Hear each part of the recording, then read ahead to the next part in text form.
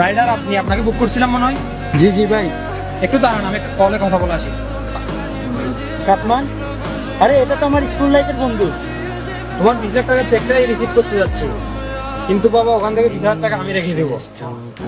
অনেক টাকার মালিক এরা, আমি একজন রাইডার, আমাকে কি এরা চিনবে? ভাইজান চলেন।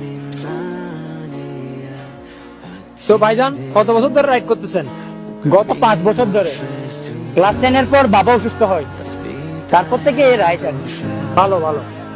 তো ভাই আর ইচ্ছা করে নাই পড়ালেখা কন্টিনিউ করার?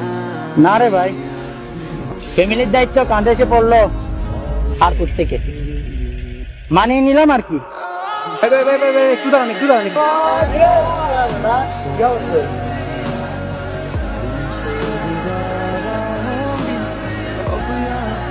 কারো হাতে আইফোন, কারো হাতে বাইকের চাবি, যে যাতে জায়গায় সেটেল হয়ে গেল।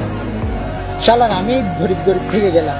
আমার রাইডার ওয়েট করতেছে, আগে তো দেখেন আপনাকে ওয়েট করাইছে ভাই। আরে ভাই সমস্যা নেই। আচ্ছা, কত টাকা আসছে? 200 টাকা ভাইয়া।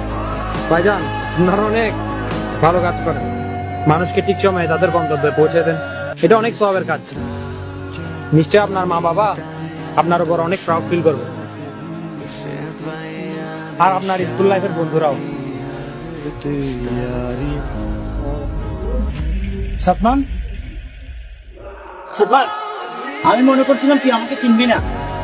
বন্ধু শোন, দাড়ি পাল্লার মাপ দিয়ে বন্ধুত্ব হয় না, এই মনের মাপ দিয়ে বন্ধুত্ব হয়। সরি